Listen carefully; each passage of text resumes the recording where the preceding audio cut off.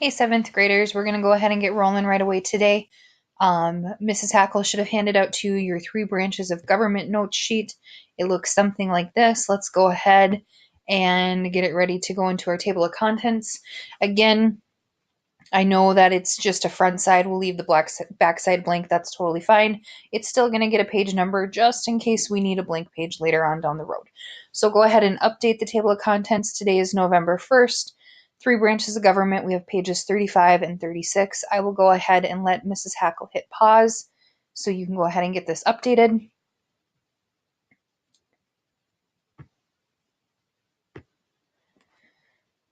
All right, starting right off with page 35. Today we're going over JEL, which is our three branches of the government.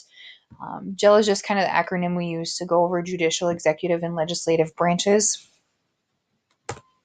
So we're going to go ahead and start with the judicial branch.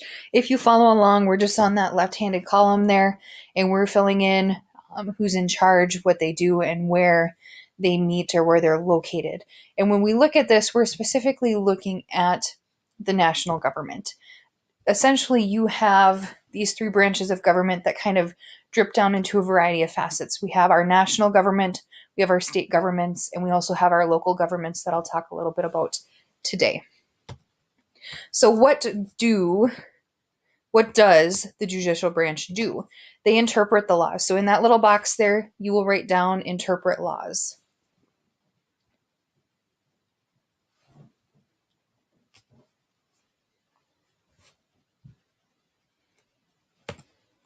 So what does this mean? The Supreme Court, it's their job to make sure that the laws follow the Constitution and that they're applied correctly.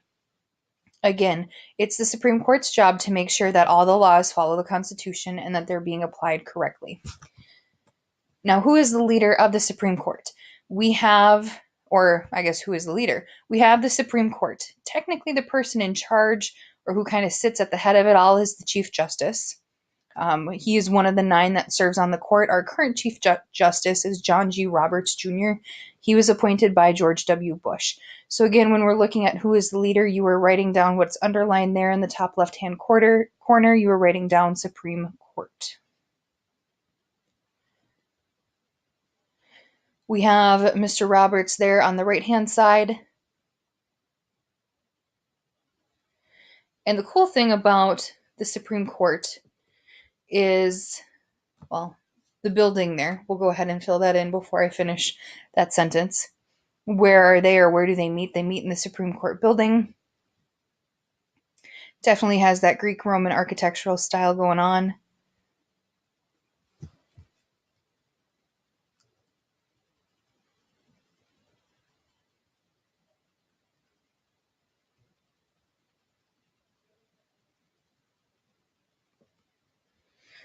Here we go. This is what I was getting at. So what's so cool about the Supreme Court? There are absolutely no qualifications needed to be appointed to the Supreme Court. So how this works, the Supreme Court is not something that you run for. You're not elected to that position. Instead, it's a position that you're appointed to. Usually this is done by a president, and then it has to be approved by a portion of Congress. Now, the Supreme Court has this power called judicial review. So what this means, again, they review the laws, right? They're making sure that they follow the Constitution. They declare that a law made by Congress is unconstitutional if there's a conflict of interest. They also have the ability to declare that an action taken by the president is unconstitutional. They can also declare state laws to be unconstitutional if it conflicts with laws made by Congress or with the United States Constitution. So again, the Supreme Court, while it oftentimes in your mind maybe doesn't resonate as something really important, because we always think that the president is really kind of in charge of everything, and he plays a very substantial role, we oftentimes forget that the Supreme Court has quite a bit of power, right? They're kind of the ones who get to puppeteer what's essentially legal and illegal, which is kind of cool when you think about it. So I've thrown out the term checks and balances, right? We're always checking to make sure that one branch is not more powerful than the other. So they're constantly checking in on Congress and they're constantly checking in on the president. Now, at your state and local level, we have the Minnesota Supreme Court. That is a thing. You are elected to this And then the judicial branch, we obviously have the Otter Tail County court system. This is something that you would be elected to as well if you're going to be a judge there. Moving on to the executive branch, who is the leader? We have the president.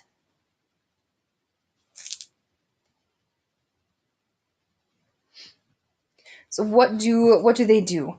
The executive branch is meant to enforce the laws. So when you're trying to study for your test, again, I always encourage that you find things that work.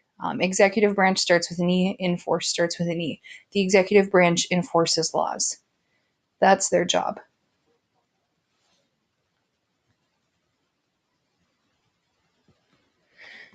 Now, when the framers were writing up the Constitution, they wanted to do two things. They wanted the president to have enough powers to carry out and enforce laws, but they don't want to give him so much power that he becomes a dictator. Again, when we look at the Constitution and kind of this woe that they have when creating the executive branch, there's quite a bit of fear of creating something that would turn into like King G, right? Like think back to King George III and how the colonists and how our founding fathers felt about him. They're very, very, very afraid that something like that could happen again, which is why when they wrote the Articles of Confederation, what we just studied in the last unit, they didn't, again, our first government didn't have a president, and they wrote that in, it was created that way for a reason. They were afraid of this. So as they write the Constitution, as they're creating this role for our government, there's some hesitation in what's going to happen. And there's a little bit of fear. And this whole checks and balance system, I think, is kind of what eases their mind a little bit. And so, again, we see the Supreme Court have a role, and we'll also see Congress have a role in checking to make sure that the president doesn't inherit too many powers because they don't want him to become something like a dictator. Qualifications to be president: you have to be a natural born citizen. You can be born abroad, but both your parents must be citizens. So this would be like if you're looking at like military families, things like that, for example. You have to be 35. The youngest president elected was JFK. He was 43. And you had to have lived in the United States for 14 years. Again, this goes through to the idea of like a military family, or if you were born abroad and your parents were both citizens, you still had to have been here for 14 years. President's powers. The biggest job of the president is to act as the commander in chief of the armed forces. So the military essentially has to obey the orders of this individual. They make the treaties, they appoint ambassadors. Ambassadors are people who represent the United States in other countries. They appoint judges to the US Supreme Court, and they can grant pardons for crimes against the United States. So, again, you should know the word pardon. That was a vocabulary word. What building are they in? They're in the White House.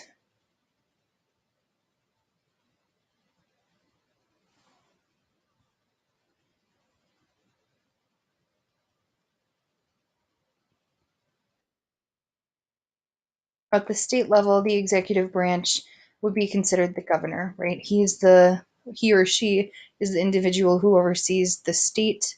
At the local level, in particular, like here in Perham, we would have the mayor.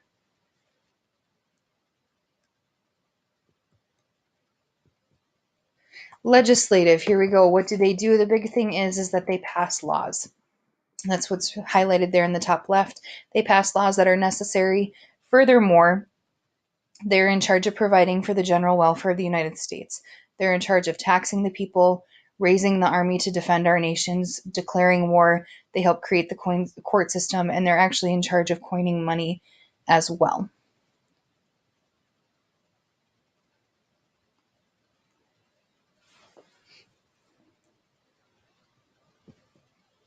The leader, we have Congress.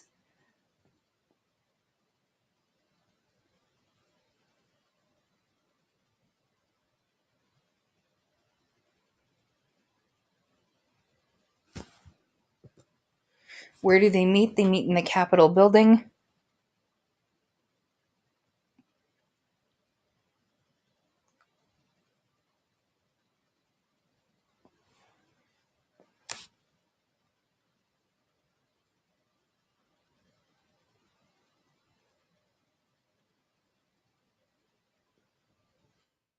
Qualifications. To be in the House of Representatives, you have to be 25 years old. Senate, you must be 30. To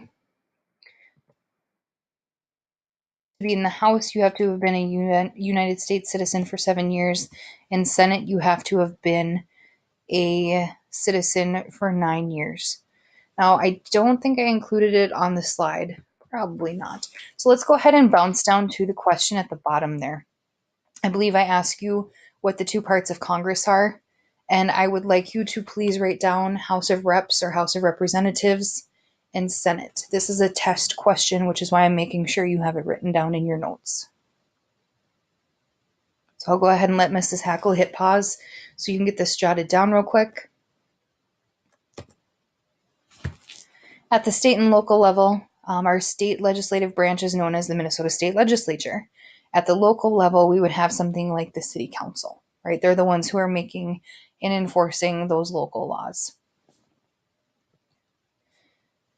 Just to kind of give you a snippet of your congressional senators, we have Miss Amy Klobuchar. She was the first woman elected to represent the state of Minnesota for the U.S. State Senate.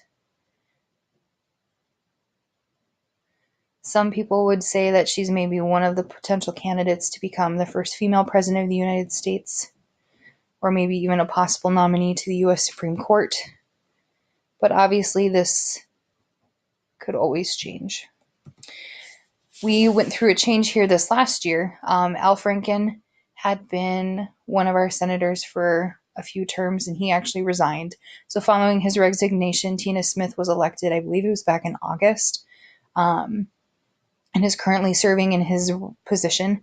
She, prior to being part of the Senate, actually served as lieutenant governor for Minnesota from 2015 until elected to the Senate. So if you're wondering what a lieutenant governor does, think of them kind of like the vice president, right? We have the president and vice president, and then we have the governor and the lieutenant governor. So it's kind of that one step below.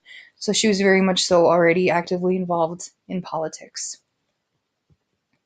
Your congressional representative is Mr. Colin Peterson.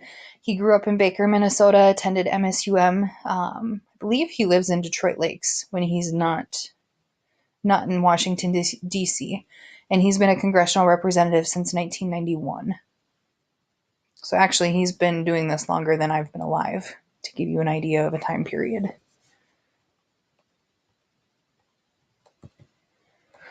Your state senator, we have Bill Ingebrigtsen. He lives in Ida Township of Douglas County, has 2 children and 6 grandchildren, and was Douglas County's sheriff for 16 years.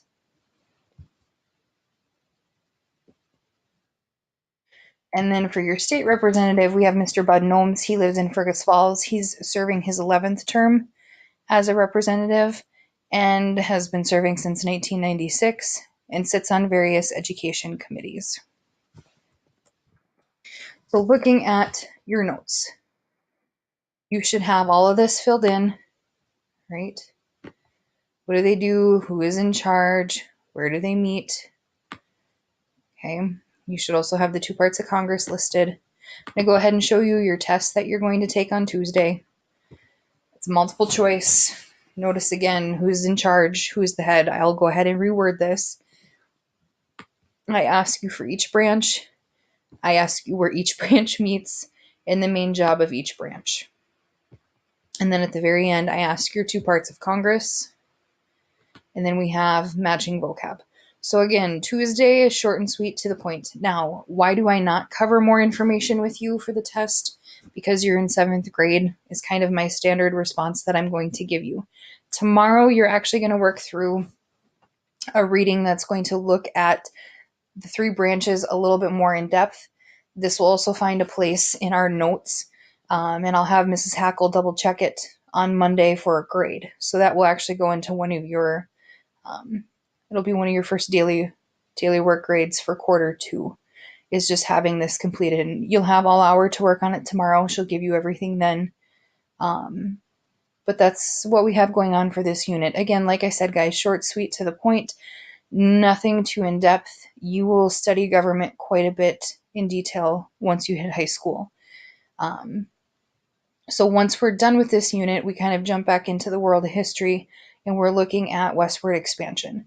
So the whole purpose of Unit 4 and Unit 5 is to give you an idea of what early colonial America was like in establishing our government system. And then once our government is established, we see kind of this rapid expansion to the West start to occur, which is what we'll pick up with next week.